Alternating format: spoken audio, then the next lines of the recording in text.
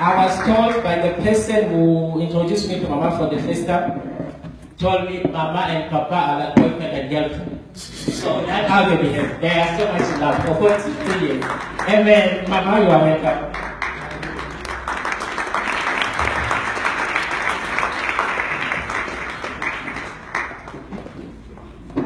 Good morning, welcome. Good morning. I'm here by the grace of God. So I want you to join me and appreciate Jesus. I want you to clap your hands and tell him how much he's great. He's the Lord of Lords and the King of Kings. He's the Alpha and the Omega. He's the way maker. He's the healer. He's God. He's above everything. The name that is above all names is the name of Jesus. Lord, we thank you for your presence. We appreciate you. We love you. Thank you for dying for us on the cross. Thank you for paying the price for our sins. Thank you for opening the doors for us to see our Father. Thank you for giving us eternal life and life in abundance. In Jesus' name we pray, amen. Amen. You may be seated. I would like to thank the leadership of the church, Dr. Thomas and Sister Bonnie, and also all the leaders, especially Sister Kate and Clarice, because she's the one who put me in touch with the church. This is for me a great responsibility because it puts me in the battlefield of my calling. Amen. Reconciliation, couples, and family values on earth.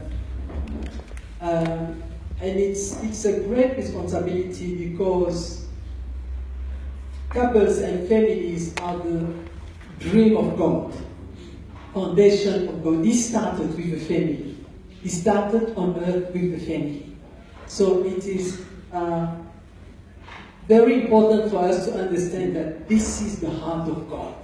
To build families so that society can be built. Clarice spoke about, Sister Kate spoke about legacy. It's a Christian family based on Christian values who can give a future to this world. Amen. Amen.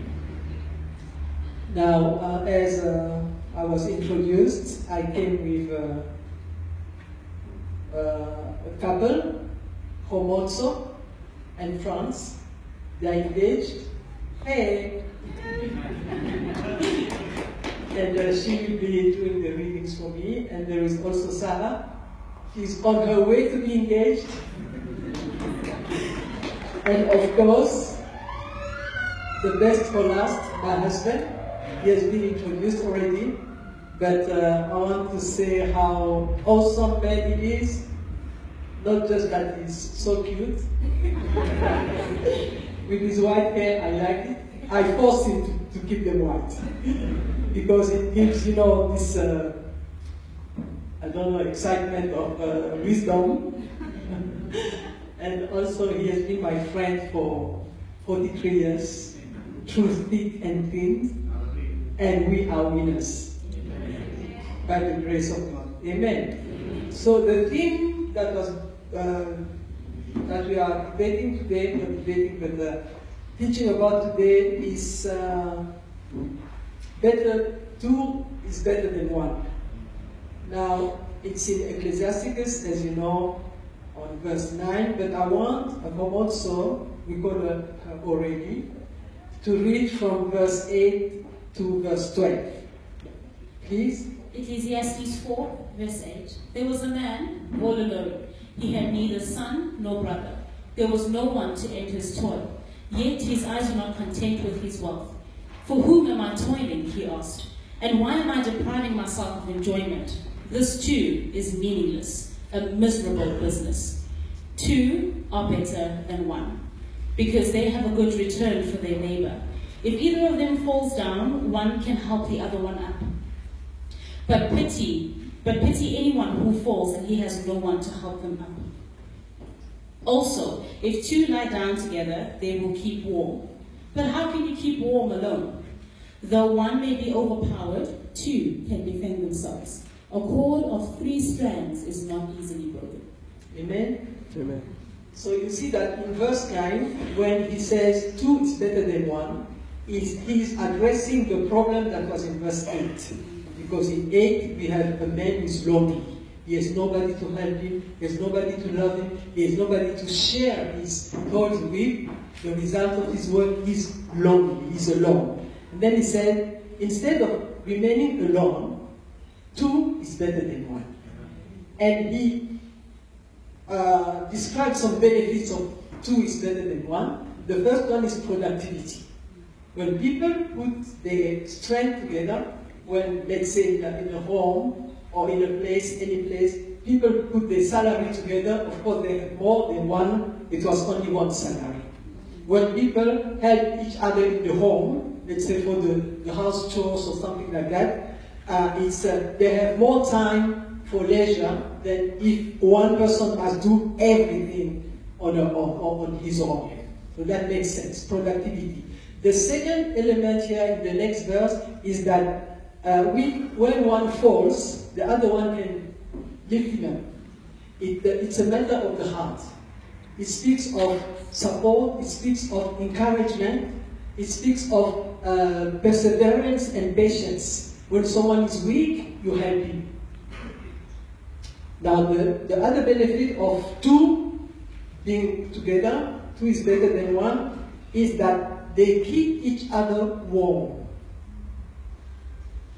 Of course, if you have a king-size bed and one is sleeping on the north and the other one on the south, they will never keep warm.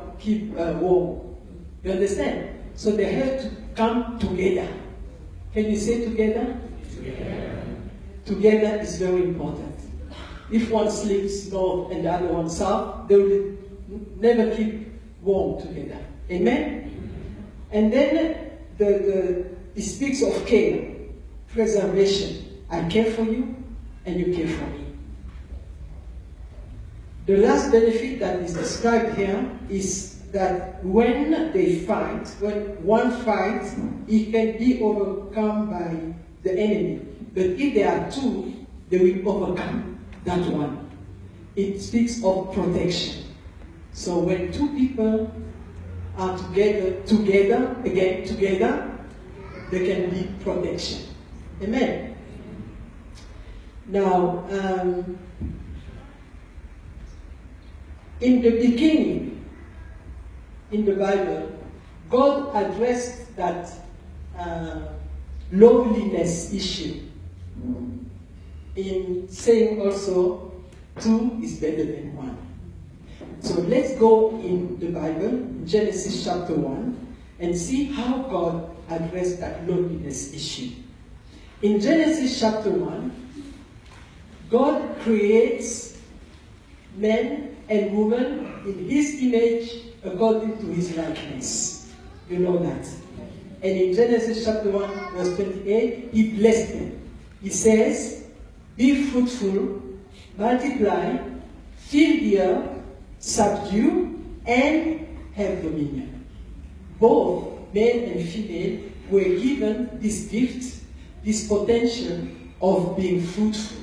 Being fruitful, it means you produce from what you have inside you. You see a tree, we bear fruits, that's exactly the image that you have to have when you see yourself. God has put in you and in me the capacity to produce something good for the benefit of others. A tree never eats its own fruits. Amen. Amen? Now, men and women, we have that in us to produce fruits. Multiply, not only in quantity, make children, but in quality. What is the quality of children that you are producing? What is the quality of the fruits that you are producing? Fruits doesn't only mean children. You can be a couple without children, but having a lot of fruits. Amen. Fruit is for the benefit of others. Multiply. He said, fill the earth. You can't feed something that is full. Remember, Genesis chapter 1, verse 1 and 2 speaks of the earth that had no form and that was void. So it needs someone to come and fill the voids. So God says, go, wherever you see that there is a problem, solve it. So you and me have been created as problem solvers, not problem makers. Can you say that to your husband, your wife? I'm not a problem maker. I'm a problem solver. God says, go and feel where there's a problem, bring a solution. And then he said, subdue. Meaning, take authority over everything that is against the will of God. Everything that is an abomination from God. Everything that fights the will of God on earth, subdue it. These are the blessings. And he said, have dominion over every living thing. Not every living soul. God never told man or woman to have dominion on another human being. But have dominion on animals, on birds, on nature, yes. That is the mandate that God gave man and woman. Amen? So, that is in Genesis chapter 1. That's the story. But now, in Genesis chapter 2, we have the detailed story on how God made it. In Genesis chapter 2, God, he saw that, okay, first he formed man. Man was formed first. How did God do that? He took the dust, you know the story, took the dust, he made a shape of the man, and then he blew his breath in the nostril of that shape, and that shape became a living soul. Amen? Amen. Now, he took that living soul, he called him Adam, he put it in the Garden of Eden. The Garden of Eden was an ideal place.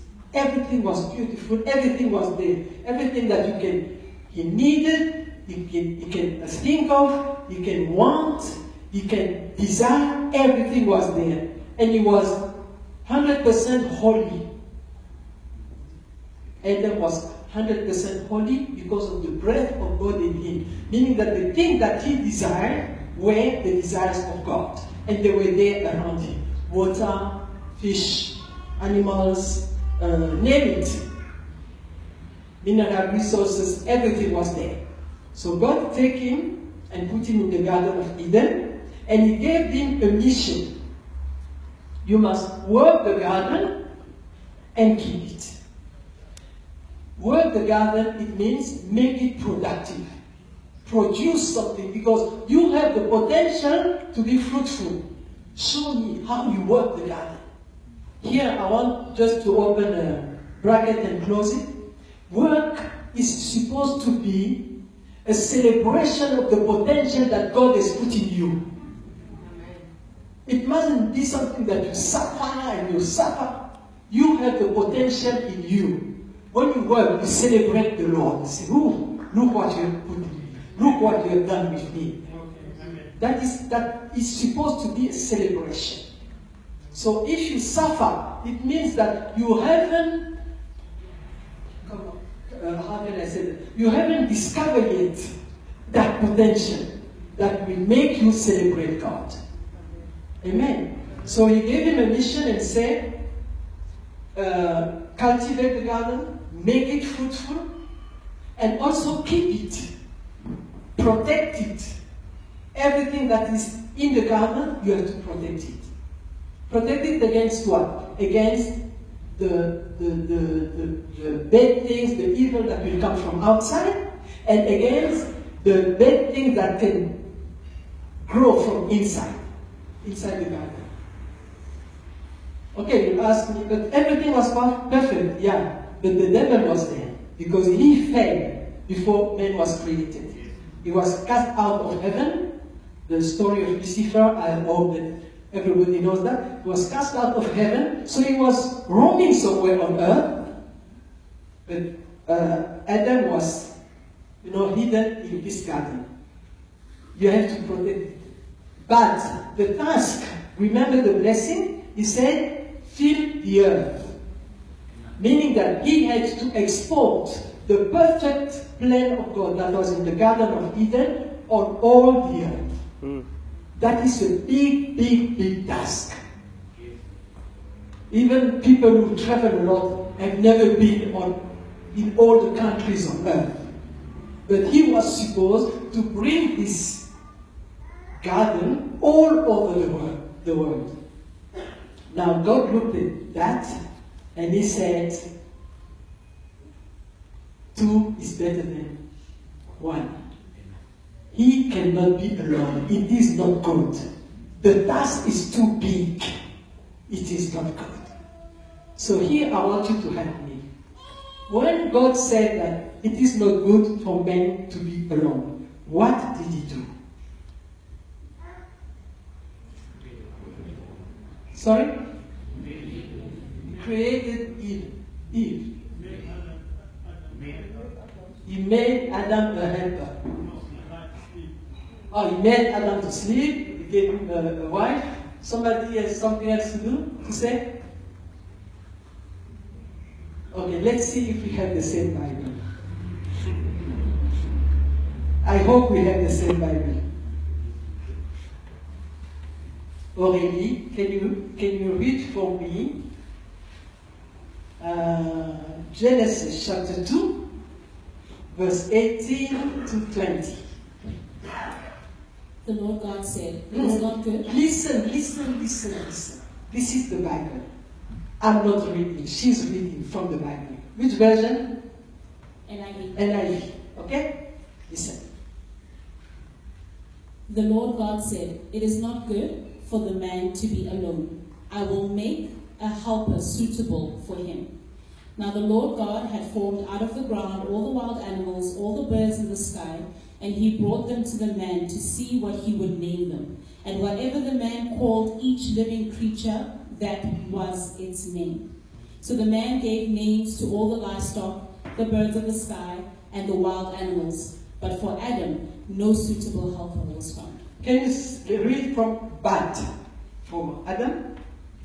But for Adam, no suitable helper was found. What did God do to give him a suitable helper?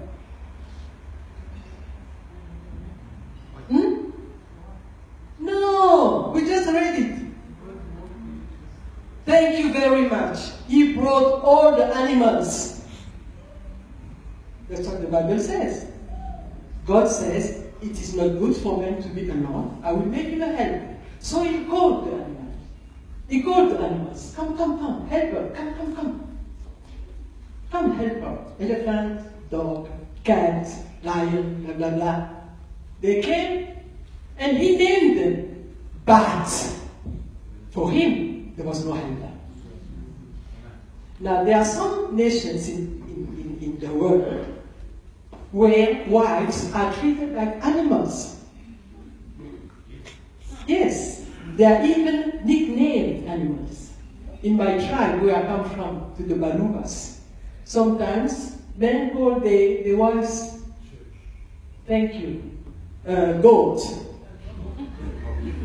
Yeah, you a goat. You a dog.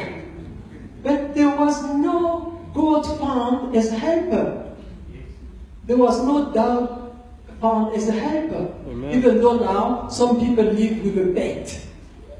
You know, this is my friend, my dog. But it is just an animal. It is not a living soul. It is a living being, but not a living soul. Amen. So never consider your wife as an animal. She is your helper. Now the word helper that is used here comes from the Hebrew Ezer.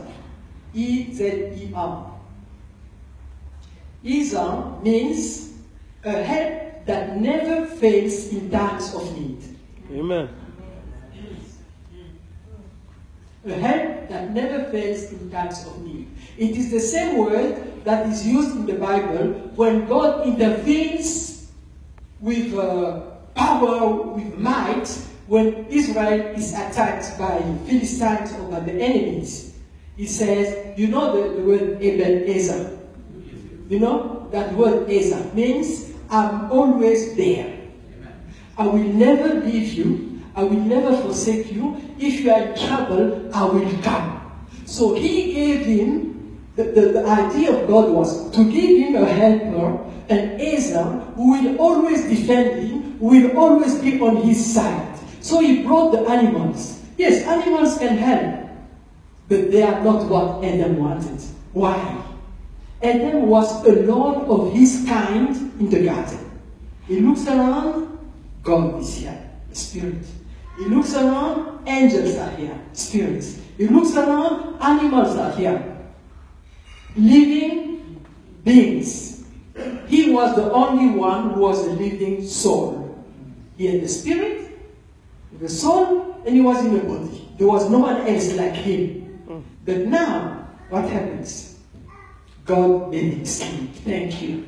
Now we are there. God made him sleep.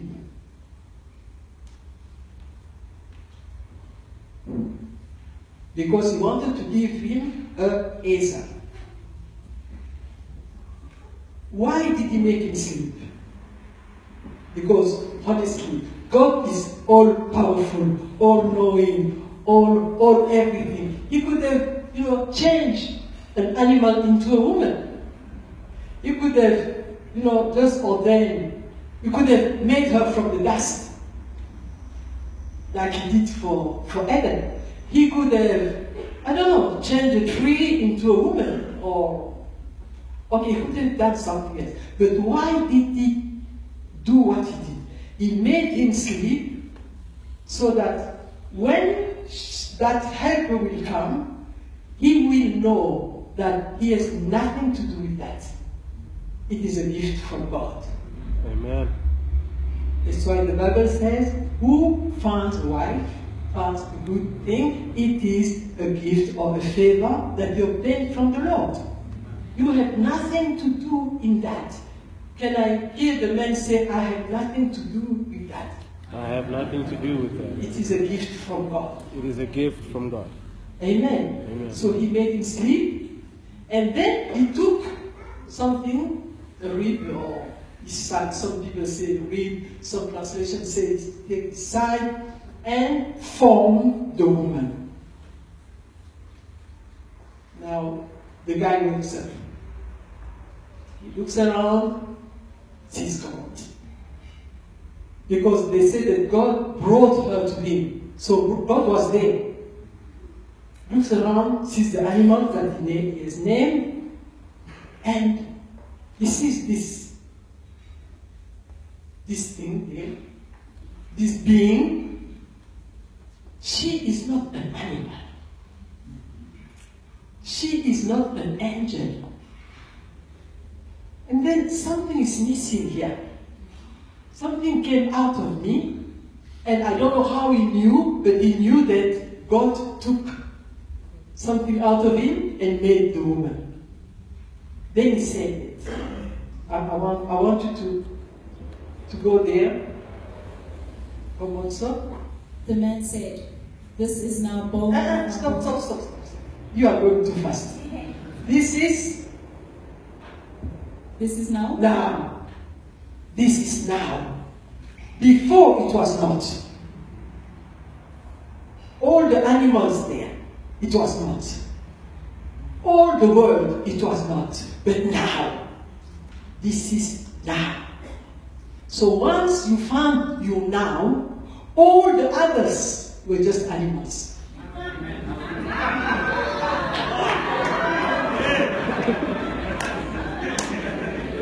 This is the word of God. It was just an animal life that you had before.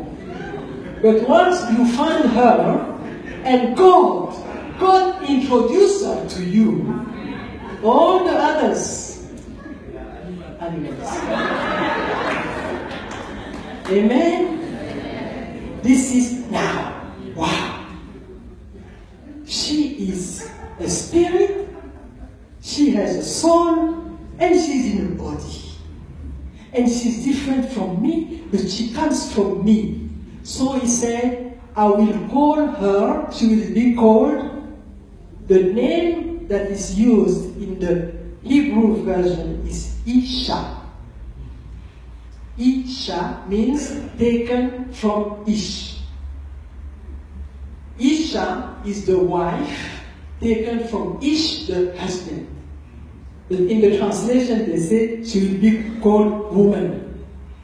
Listen, all wives are women, but all women are not wives. I repeat, all wives are women, but all women are not wives. That is why the Bible says, who finds a wife? For you, you are a woman, but for a man to find you, to be suitable for him, you must be a wife material. Do you understand what I mean? Not just a woman filled with potential, able to have a career, able to produce fruits, able to conquer the world, to go high in the echelons of power, but you must be a wife. Amen. Amen. Now let me go in that wife a little bit. Here we have Ish, the husband. He has the same potential as a woman, but he has the responsibility of captivating and keeping. He has the leadership because he came first. Amen? And he has the authority because he's the one who named the animals. And who named the wife? I'm asking you. Who named the wife? Help me. Is it God? Who named the animal? God. Thank you. Who named the wife? Why? When you name somebody or you name something, what is your connection to that person? Ownership. Ownership. Authority. So the husband named his wife. It means that he has preeminence, he has authority over her, like he did with the animals. But this one is not an animal, she's a living soul. And he named her Isha because she has been taken from Ish. At that time, he acknowledged his identity with her. He acknowledged, he confessed, he proclaims that he is the leader and she comes from him. She comes after him. He also takes his responsibility as protector. Because she is in his garden, he has to take care of her. Amen? Amen. Now, the Bible says that God took a rib. This is a great mystery. Because the two together is better than one, reminds us the relation between Christ and the church. For the church to be born, the side of Christ has to be punctured with the spear. You remember that? And after that, the church was born. And the side of Adam has to be pierced for the wife to be born.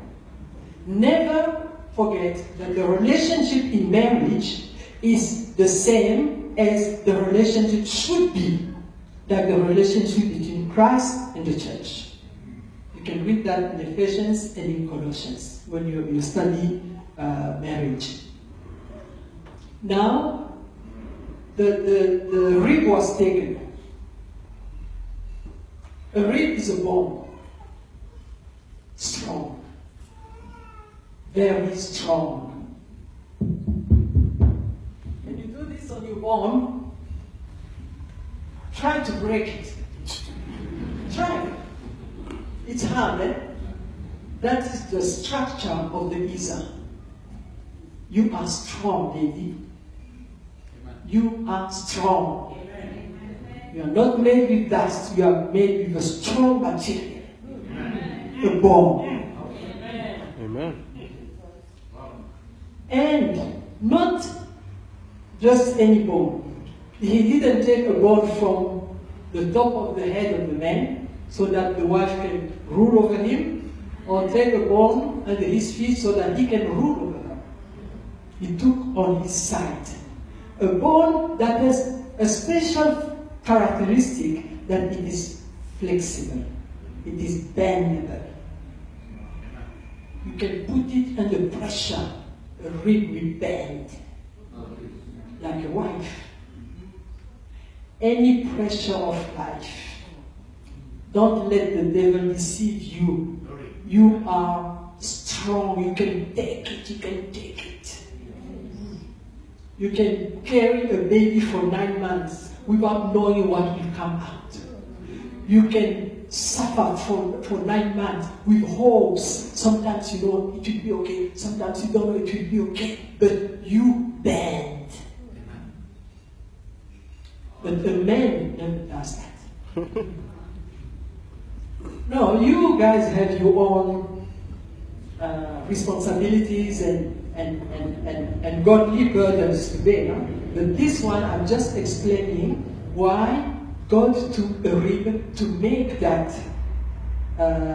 Ezra, that help will never fail in that, that is able to adapt, that is able to bend under any kind of pressure. Amen? Amen. I didn't check the time.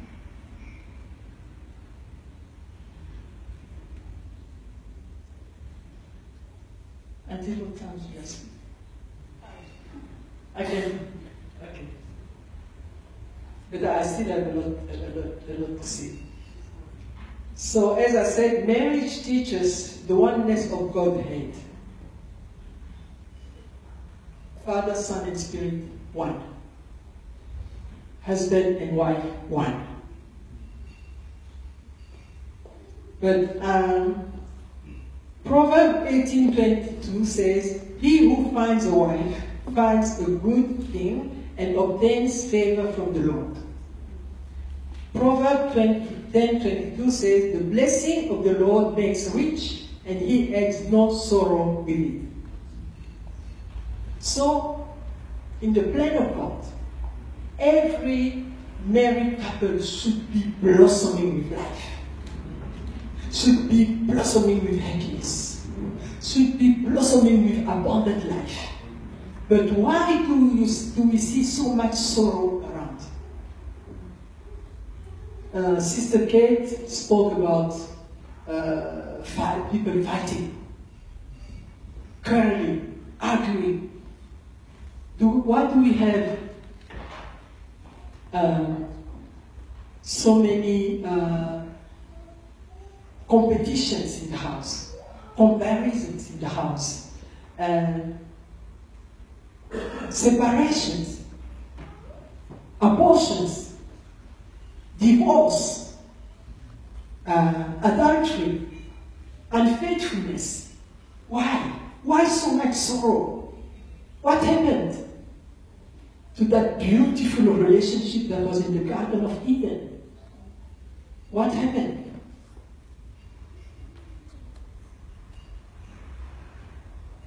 I want us to remember something. God is a God of principles. God is a God of order. God is a God of discipline. And once you disobey that order, you fall into a curse. Now, when God put Adam in the Garden of Eden, he gave him the mission, but he also told him, don't eat the fruit of the knowledge of good and evil. If you eat it, you will die. Thank you very much. So, him and his wife, Mr. and Mrs. Adam, ate. They didn't drop dead, but they died. Amen. They lost the glory that they had when they were in full communion with God. Amen? Now, God just expressed that loss of glory in Genesis chapter 3, verse 6. Verse 16, I think.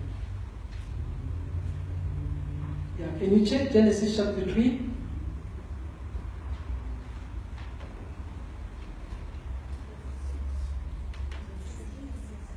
Uh, 16.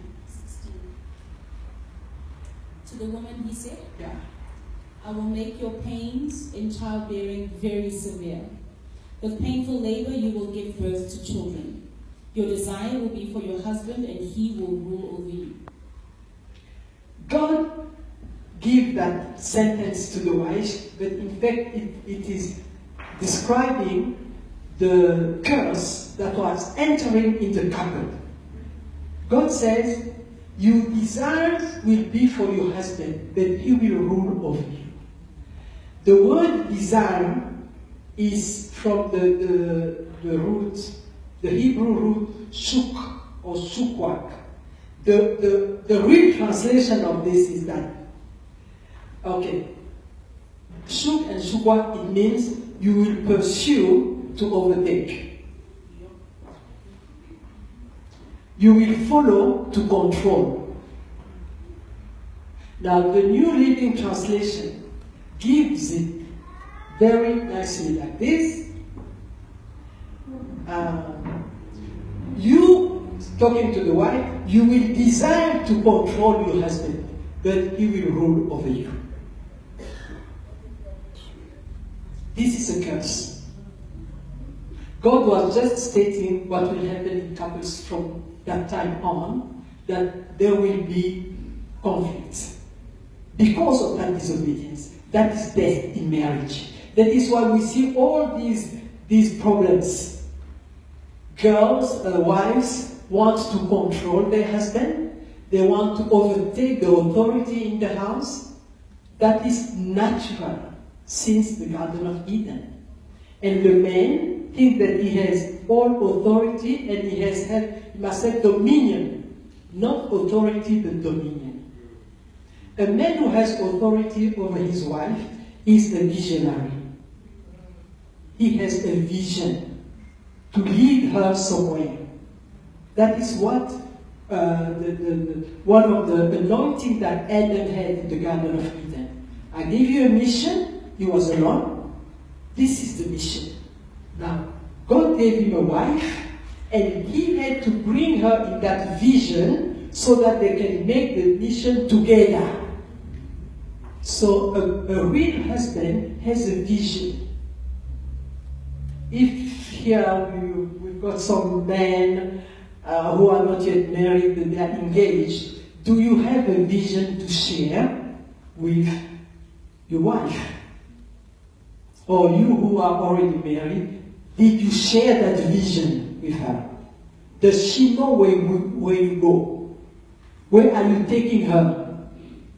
Adam was supposed to take this woman all over the world to plant Eden, Garden of Eden, all over the world. She knew that vision. And she also knew that she cannot eat that fruit. But she was deceived, you know the story. Now that disobedience broke the harmony, broke the hierarchy that God has put in the home for good order. That is why we have all these troubles now. Women trying to overtake the authority of the husband, and the husband trying to keep her under control. Amen. Now, I want to pin few elements that are hindering this process of two being better than one. But before I do that, I want to underline here that God didn't just stop there, saying that two are better than one. I don't know how he does these calculations, but for him, two are better than one, but those two must become one. That is God's maths. Two are better than one. Loneliness is not good. So two is better than loneliness. But I don't want two people together putting their loneliness together. In a bed, one is sleeping north, the other one is sleeping south. I want them together to become one. So when God sees the couple, He doesn't see two people, He sees one entity. He sees one person. So two are better than one, but these two must become one flesh. That is a process. God didn't say these two are one flesh.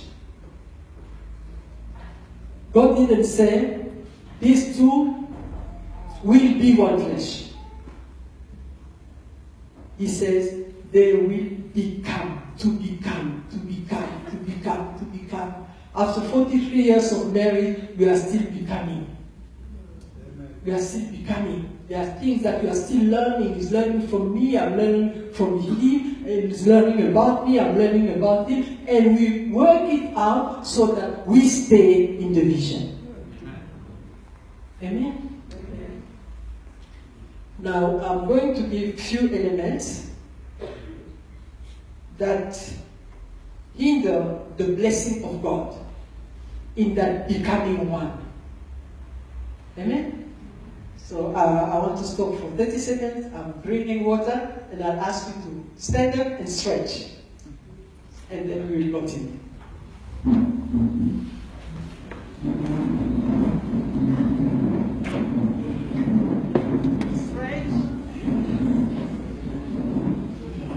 Stretch. Pretend you are in a garden and you want to have some apples. Get the apples, they are high. Oh, thank you. His messaging is what shown us. That is good. That is good. Yeah, stretch. Stretch. Thank you. You may be seated.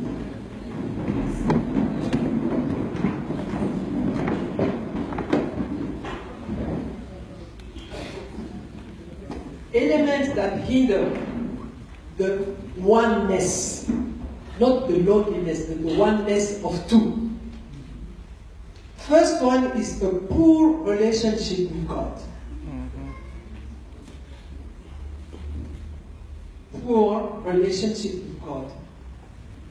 God is the one who created marriage.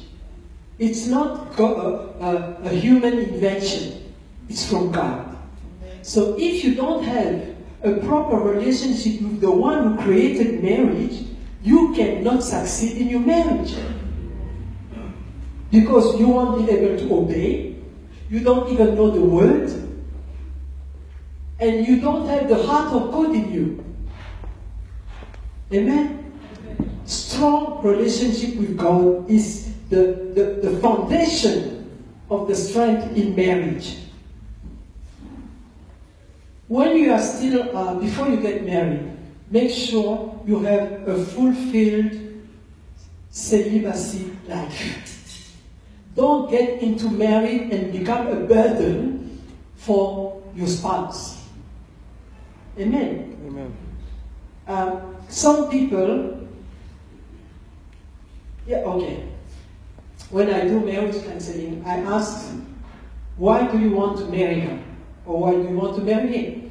And most of the time the answer is that, because she will do this for me. She is this for me. She will give me this. She will do this. No. Love is not there for you to suck and suck and suck. That is baby's selfishness. You can just suck milk, suck milk. No. You're not there to suck the life out of the other one. You are there to give life. Amen. Love, the way I see it, is to give the best that you can, the best that you are, to someone else who most of the time doesn't deserve it.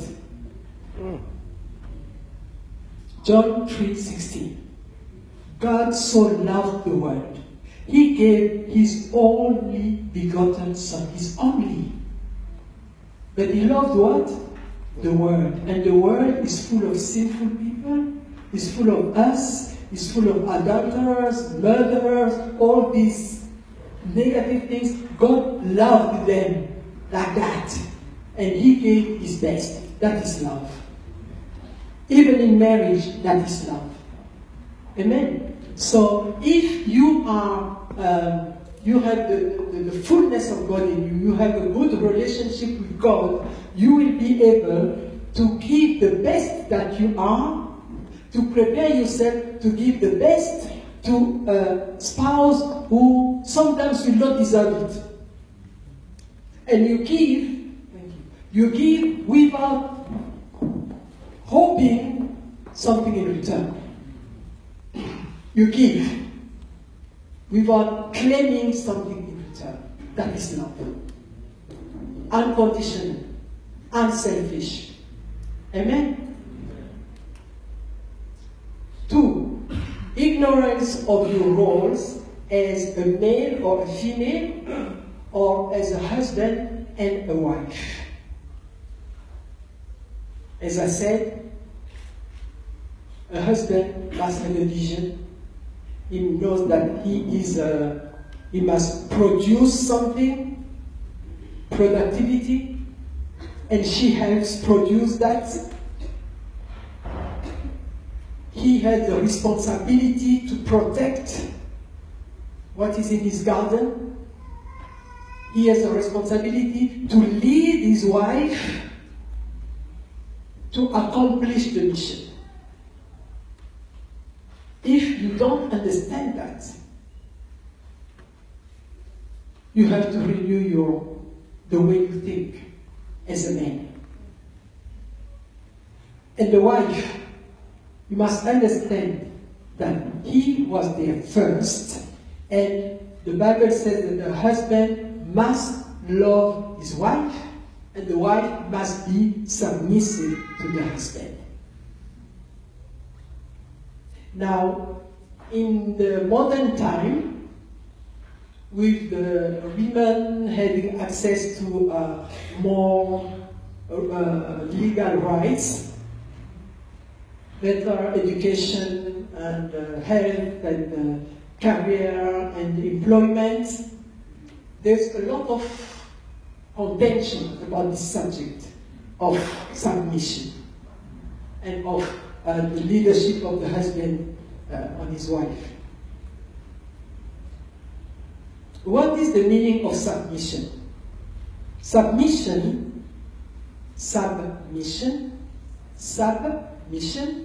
is to put oneself voluntarily under the mission of someone else.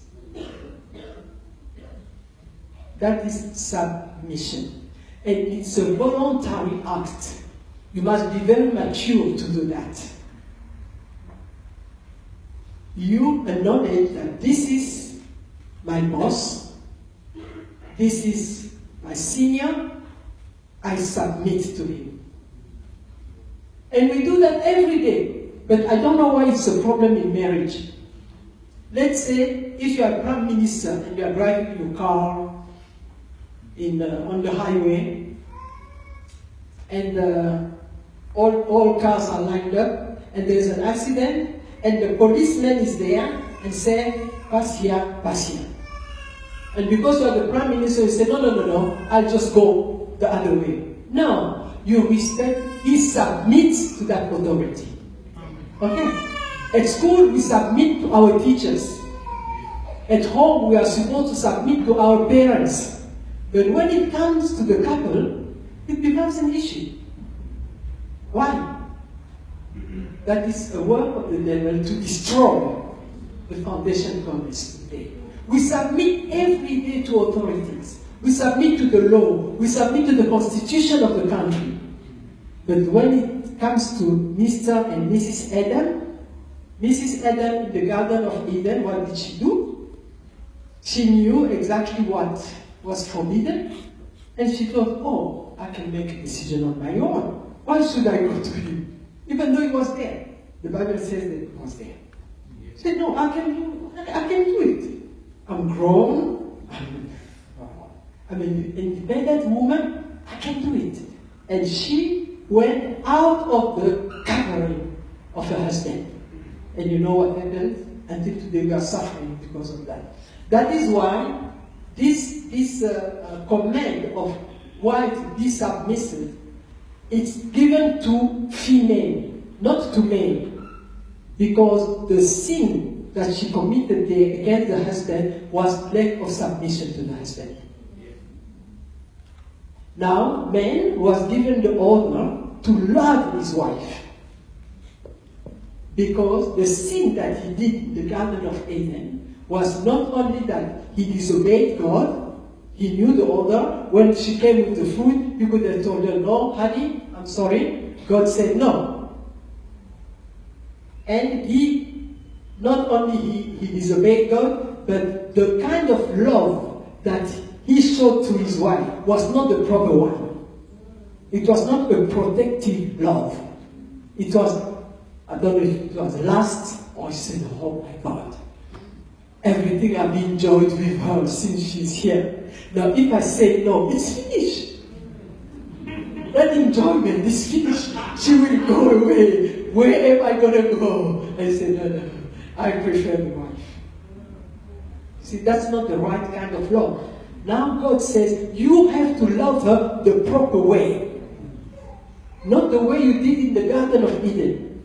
You must love her the proper way. That is why this command is only given to men. Men love her the proper way. And you, woman, be submissive to the husband. Now, if you don't accept this, I'm sorry for you. Because God will not change. And in your house, you will leave the fact that you are under curse. All the couples that are not born again, they are under this curse. And even the born again couples who live according to the flesh, they are still under this curse. And I think, and I stand to be corrected, but I don't think that I will, a man who is not submissive to God is unable to love his wife. Amen. And a wife who is not submissive to God is unable to be submissive to her husband. That's why I said the foundation is relationship with God. Amen? Amen. Mostly, these educated women like me, it was difficult. It was very difficult to accept that. I have a degree, I'm a doctor, and blah, blah, blah, blah, blah. I have a nice position in society, and I have money, I have a car, and everything. It was very difficult when I was not born again. But when the grace of God came in my life, I understood how blessed I was to be a woman.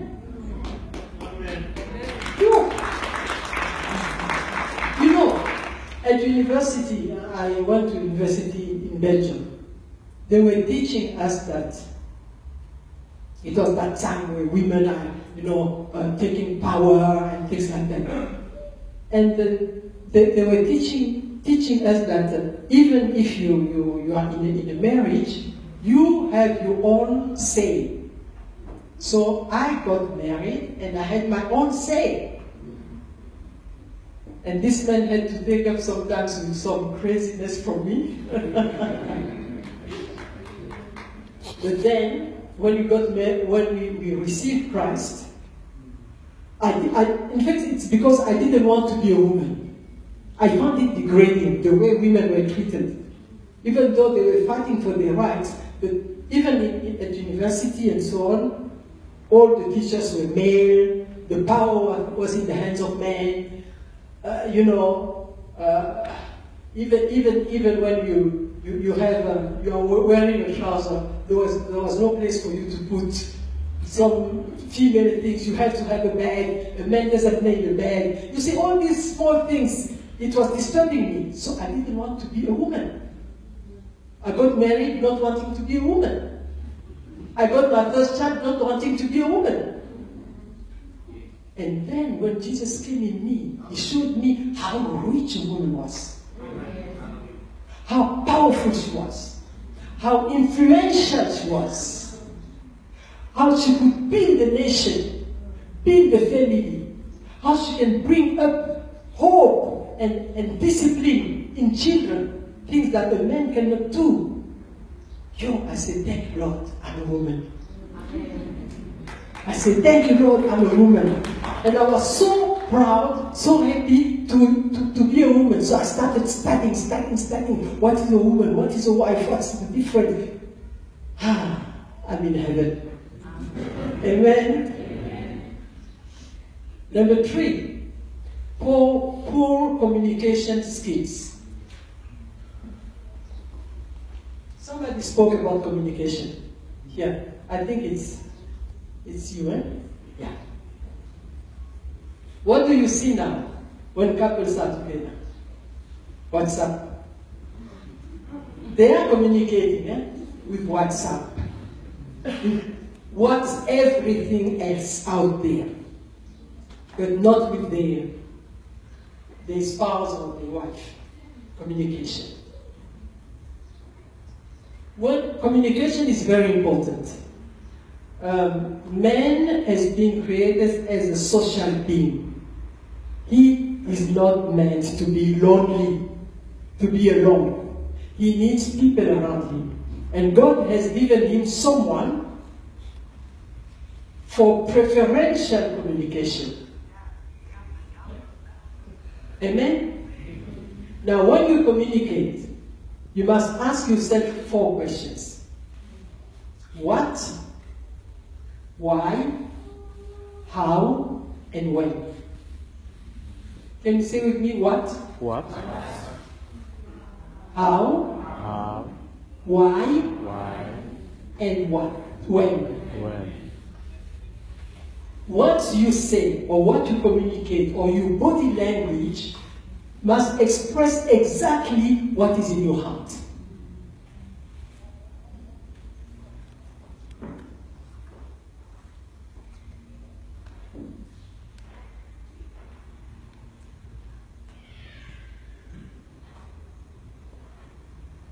Express exactly what is in your heart. Don't think something else and show a happy face. Yeah, women are very specialists with that. But you can show a happy face, but God sees what is in your heart. Amen? Amen. So, when you want to say something, you say, okay, I'm going to say this to him. But why do you want to say it? Is it as a blessing? Or is it to undermine him? Or to make him feel ashamed? The Bible says that when we open our mouth is to do what? To bless. So if the reason you want to say something is not to bless your husband and your wife, swallow it and repent. Amen? Amen. The reason God sees the heart, He knows why you want to say it. Even if you want to say just to make your point. When you want to make your point, what is it? It's pride. Isn't it? It's pride. Repent. God knows. And don't try to win all arguments. There will always a winner and a loser. So don't try, yes, I'm right. Why? What do you win? Pride. Amen? Amen. You ask, what? Why? How? How to say it? You can say it shouting. You can say it with tenderness. You can say it with an angry face. You can say it with your silence. Some people have a master degree in that. When you are not happy, you make a face, and for 7 days I'm not going to talk to you. I will show you my other face. 7 days. Fasting, stop talking.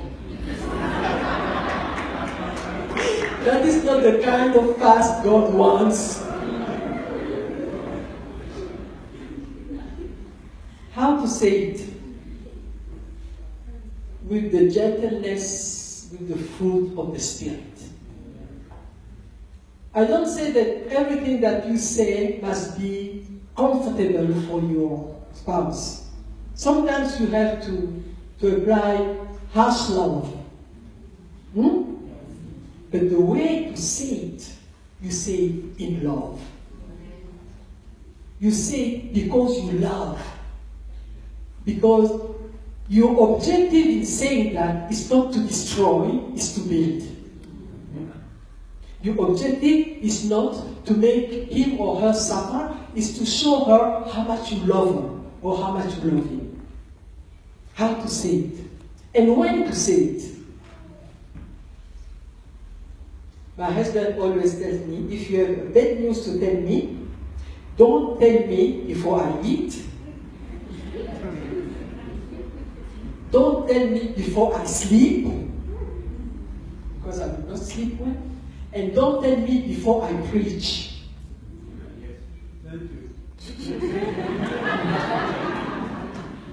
So choose the time when he is relaxed, she has enjoyed herself, and then start slowly. Don't just bang, your dad is dead. Bang, your sister is dead. No. Don't kill a fly with your hammer. Use your hand and kill the fly. Amen? That was number what? Number 3. Number 4, a poor handling of external relationship. Now here, I want to suggest a scale of priorities. The most important, number 1, priority of relationship in your life is God. Amen. Amen? Number 2, your spouse. Number 3, your children. Number 4, your job. To bring food in the house. Number 5, everything else. Ministry included. I know there are ministers here, but I think that we all have learned that there is a difference between relationship with God and ministry. Amen? So we have to draw the line to protect the family.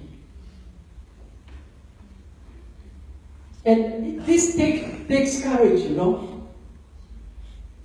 There are some men that are so hooked to their mothers. Ish. And they blow. She calls at 2 a.m.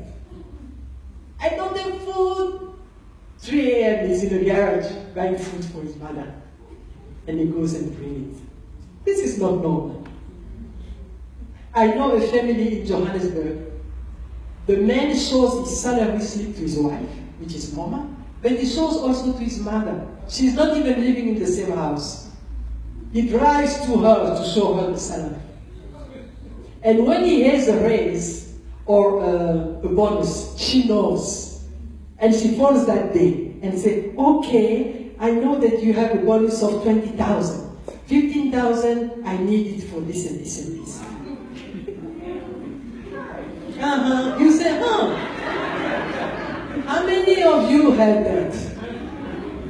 This kind of unhealthy relationship with your parents.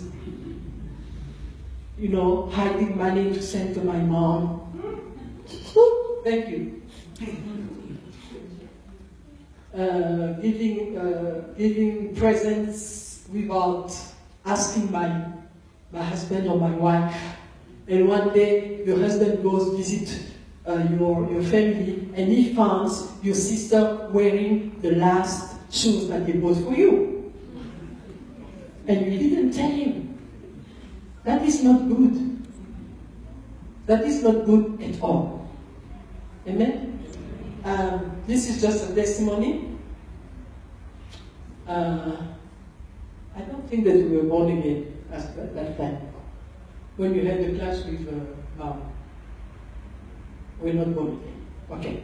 But we had a vision. We knew that whatever happens, we will never separate. Because, a small secret, when we got married, my parents didn't want. They say no, because he's from another tribe. They say no. But we said, whatever, we will get married. So we got married. And we were not born again. So obedience was not an issue. We didn't know what it was. So we had our kids and so on. But we knew that if ever something happens between us, my parents will say, we told you. His parents will say, Okay. So we were doing everything just, to have that nice relationship. Now one day, my parents came, my parents-in-law, in love, came to visit, and my mother-in-law started making, funny jokes about me and some comments and so on. And let's say, for example, I'll go to work and I will tell my helper, you must cook this and this and this. And then I'll go to my mother-in-law and ask her, what do you want to eat today? She tell me, I want to eat this and this. Okay. So my helper will cook for us and cook for her. And then she will, when I leave, she will come to my helper and tell my helper, no, for my son, don't cook this, cook this, cook this. So she will change things. Okay, when I come home, I found, okay, 1 day, 2 days, I don't say. After a week, I told my husband, listen, I have a budget. Now, if Mama wants to change things, I don't mind. But if my budget is disturbed, you will have to step in to give me more. So he was not happy with that. He went to his mom and told her, look, Mama, we bought you a house where you stay. That is your house. You make the law there. But this house is for Mama Manu. She is the boss here and she makes the law. So please, when you agree with her on stuff to do, don't change it when she's gone, because now you are taking her power. She is the boss here. My mother-in-law, of course, she was not happy. The next day she packed and she left. Oh, he told her, I'm sorry. He told his mom, if you are not happy with what I'm saying, you can go. You have your house there. Which she did. She left and she went to her place. Now, we had peace. Maybe she didn't have peace, but we had peace. I thank God because my husband protected me. Amen. We didn't know the law, but he knew his responsibilities. He knows that if he wants to save his marriage, he must protect me from the outside. Amen. So can you do that? Protect your wife at any cost, even if she's wrong.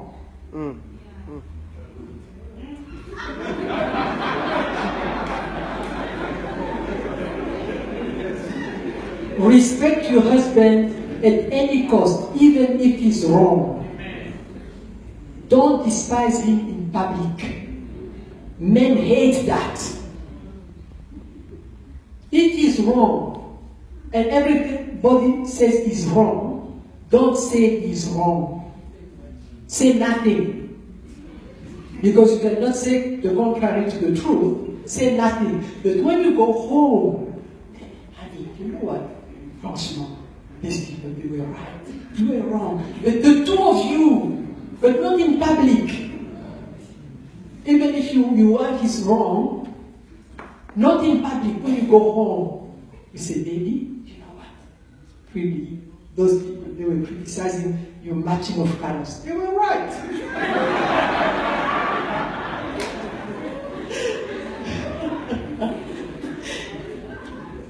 Amen?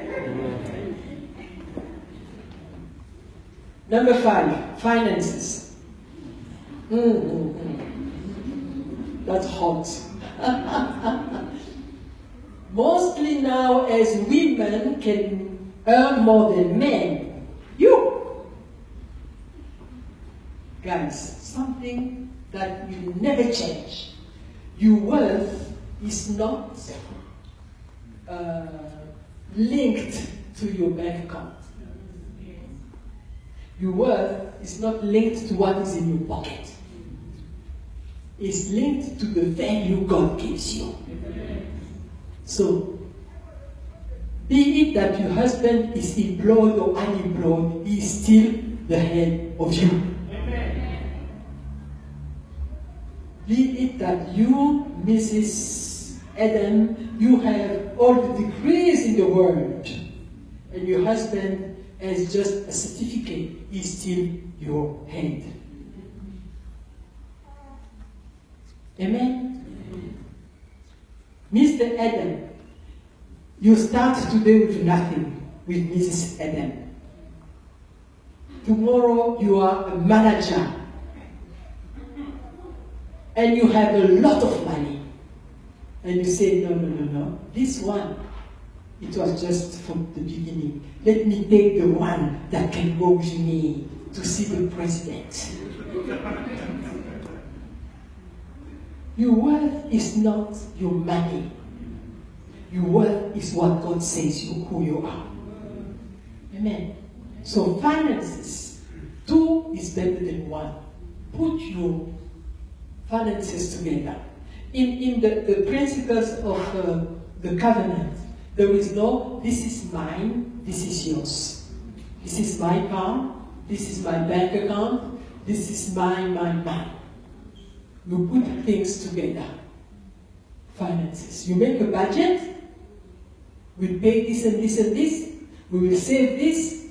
This is for this. And you agree and you stick to it. Many couples have problems because they make a budget fine, but it stays on paper. They don't stick to it. You don't stick to it, you open the devil, the door for the destroyer to come. Because you don't respect your word. Just because of that. You agreed on something, and then you change without the consent of the other one. You open the door to the enemy. Amen? I'm sure you will ask questions, but that will be for the question session. Okay, number 6. Intolerance of weaknesses. The word says to you, if you are not compatible, you might have married the wrong person. Have you ever heard that? That makes me laugh, because when there is a covenant done by God, there is no such thing as a wrong person.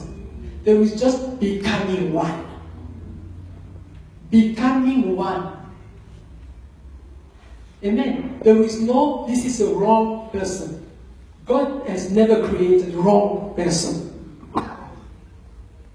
God has created men and women in His image according to His likeness.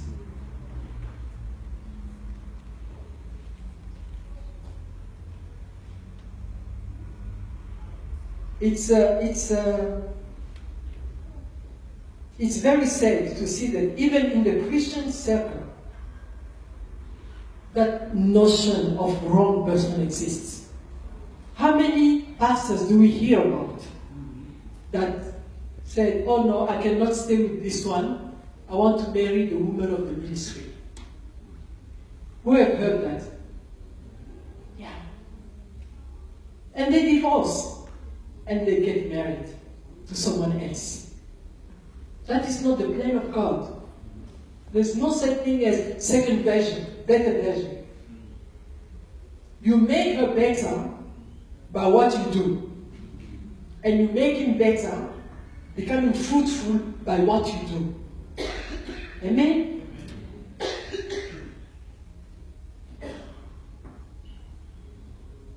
The Bible says, what God has joined together, let no one separate.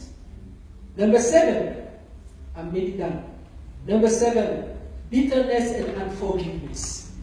The world tells you, if you are not happy, don't stay. You deserve more. The Bible says forgive. Forgive. Forgive, forgive, forgive. Keep on forgiving. Wake up forgiving. Sleep forgiving. Forgive anything and everything. Can you say anything? Anything. And everything. And everything. Even what the world thinks that it's unforgivable, forgive.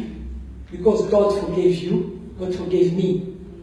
Now, there is a couple, I read their testimony, but I never met them, more than 60 years married, and they asked them, how come you are still together? What happened? What is your secret? And then the old lady said, I was born in a time where if something is broken in the house, you fix it. You fix it. But now, when something is broken in the house, what do? You throw it away and you buy a new one. That's what marriage are doing now. Microwave solution. Oh, it works fine. Oh, it doesn't work. I throw it away. Microwave solution. We are not microwave couples. We are becoming. It is a process. Amen. Amen. So don't throw away because it doesn't work. Fix it. Say fix it. Fix it. Fix it. Fix it. And fix it according to 1 Corinthians chapter 13. You can read it. It teaches about the kind of love God honors. The world will tell you, number 8, marriage is 50-50. Haha. This is all over. In the news, in the papers, on WhatsApp, marriage is 50-50. Today you wash the dishes, tomorrow it's me. Today you do the washing, tomorrow it's me. Today you take the kids to school, tomorrow it's me. 50-50. As they say in Lingala, I don't know if people speak Lingala, yeah? Moninga monena, moninga de. Don't take advantage of me. My friends, marriage is not 50-50, it's 100%. You give everything. If you are not prepared to that, don't get married.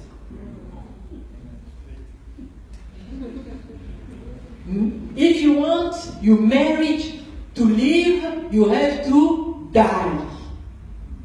Amen. You want your marriage to live, you have to die. That's the only way. Die to your own interests, die to your own priorities, die to your own comfort for the comfort of the other. Marriage is 100%. And it's part of the covenant. The covenant in marriage, what does it say? We are there, we give, I give myself to you, you give yourself to me, 100%. It says, who touches you, touches me. It says, what belongs to you, belongs to me. That is 100% commitment in the covenant. And it says, we stay together until death. Until what? Does it say, we stay together until you are unfaithful? No. We stay together until you... If I say that you put on weight, you're out. I married you, you were so slim, you were like a miss. Now you put on weight, you're out. Does it say that? Does it say, I stay with you, but if you get paralyzed, you're out. I stay with you because you are very good in bed. But if I see that, you're out. It doesn't say that. Until death. Tell your husband, your wife, until Tell him, I want to hear that. Amen. The last point. Unfulfilled sex life. Sex is a very important component in marriage. God has given it for satisfaction and procreation. And it's only for couples of different genders. A man and a woman. Amen? Amen.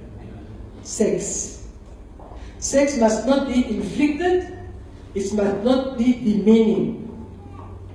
And it is private, just for the couple. Hebrews 13:14 says, marriage must be respected by all, and the marriage bed kept undefiled.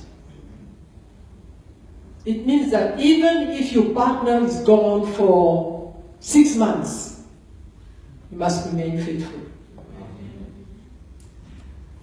When they speak about marriage bed, it's not just the physical bed.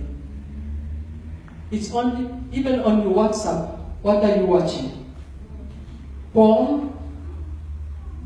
Porn is addictive. It's killing. So you are there following feelings. It's not even a real person.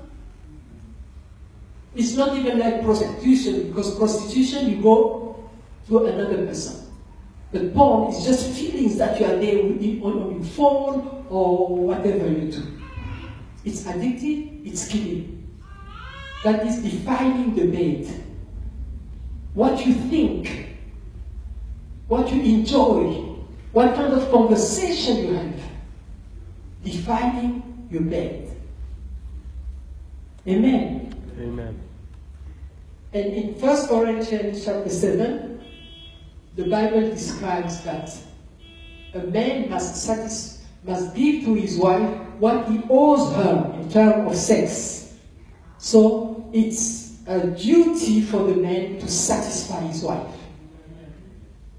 And the wife must also give to her husband what she owes him. She owes. It's a duty of her to satisfy him. So they have to work it out together. The more they stay together, the more they get used to one another, they will know how to satisfy each other. Amen? Amen. I think I'm done for today. 2 is better than 1, and those 2 must become 1. Amen? Amen. Before I close and we go to the next session, I would like to pray. Can we all stand up?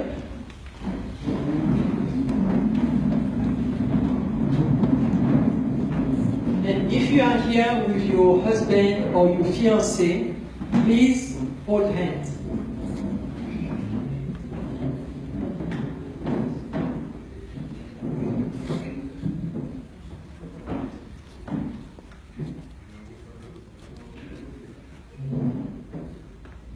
Hold hands. If you are here alone, but you have a husband or you have a fiancé, lift up your hand like this, so the prayer will be also for you. This unity can only be possible with the presence of God, with the presence of the Holy Spirit. Now, you know how you've walked so far. You know what happens in your couple. You even know why you are here. Some of us came here with issues of inner wounds because of unforgiveness. Please, listen to the Holy Spirit and forgive. Forgive anything that was done for you. Bitterness is a poison. Bitterness and anger are a punishment that you give to yourself for the fault of someone else. Stop punishing yourself. Forgive. Some came here because they had issues with pornography. Jesus is going to set you free today. Some have issues of change of mood in the house. And some are harboring the idea of divorce. Divorce is not a language that God knows. The Bible says that God hates divorce. So you want to be hated by God, then carry on. You want to remain in the love of God, forgive, and look for reconciliation. Take responsibility for your marriage.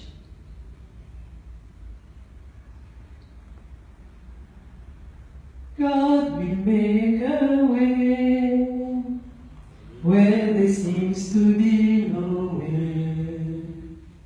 He works in ways we cannot see. He will make a way for you. He will be your God, drawing you close to His side. With love and strength for each new day, He will make a way. He will make a way. Lord, I thank you because you are the way maker. You are the one who makes the blind to see. You are the one who opened the ears of the dead. You are the one who made the lamb jump and the paralyzed man to run. You are the one who gives life to the dead and even to dry bones. Lord, nothing is hidden from your knowledge. You know the hearts that are here.